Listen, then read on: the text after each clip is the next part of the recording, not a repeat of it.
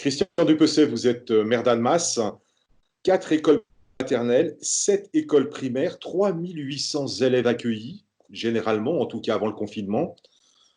Vous pensez réouvrir ces classes la semaine prochaine? Et sous quelles conditions?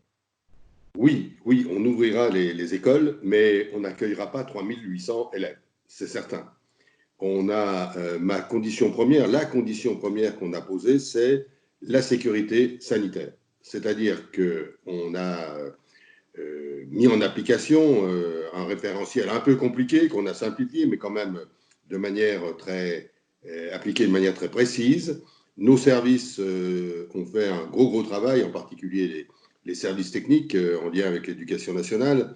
Et on est aujourd'hui en mesure d'ouvrir toutes les écoles à un nombre restreint d'enfants, donc à des niveaux, et pas à tous les niveaux.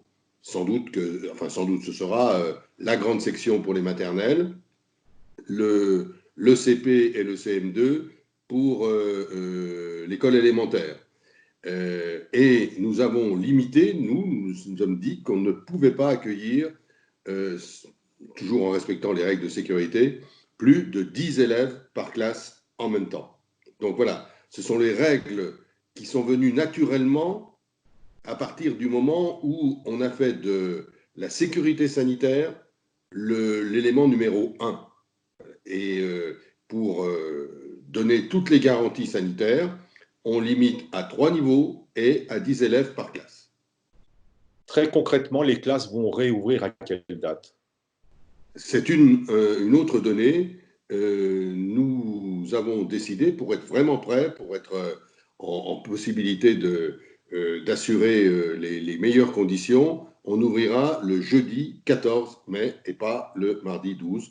Le jeudi 14 mai, aux 3 niveaux que je signalais, grande section CP, CM2, pour des groupes de 10 enfants par niveau. Vous vous êtes donné une marge de manœuvre. Je dirais que des classes ne sont pas ouvertes. Vous imaginez des réouvertures fin mai, début juin? Alors après, ce sera un travail que l'on va faire en commun avec l'éducation nationale, avec la hiérarchie de l'éducation nationale, mais aussi avec les directeurs et les gens qui sont sur le terrain. Nous nous sommes dit qu'on ferait un point après 3 semaines de mise en place. Donc, tout début juin, on fera un point et on verra si on peut ouvrir davantage, si ça marche bien, si les conditions sont remplies pour qu'on ouvre un autre niveau, par exemple, ou 2 niveaux. Voilà, c'est quelque chose que l'on essayera de voir ensemble avec l'éducation nationale. Vous avez des écoles en secteur prioritaire. Vous avez été attentif à ces écoles?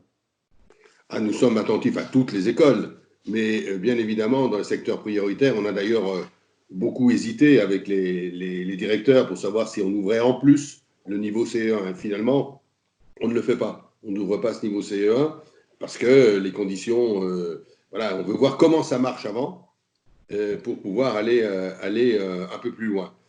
Mais ce n'est pas nous qui choisissons les élèves, c'est bien les directeurs. C'est d'abord les parents, parce qu'il y a le volontariat. Les directeurs peuvent faire preuve de conviction vis-à-vis de tel ou tel enfant qu'ils veulent voir revenir, parce qu'ils pensent qu'il en a plus besoin que d'autres. Ça, c'est la responsabilité de l'éducation nationale. Nous n'empiétons pas sur le rôle de l'éducation nationale dans ce domaine-là. Et puis, il y a une donnée qu'on ne gère pas, et qui n'est pas de notre responsabilité, c'est la présence ou non de personnel enseignant en nombre pour accueillir les enfants. Donc ça, moi, je n'en sais rien, et c'est à l'éducation nationale de faire le point. Nous, on met un cadre technique de sécurité sanitaire en place. Le reste, j'espère que tout ira bien pour accueillir ces enfants.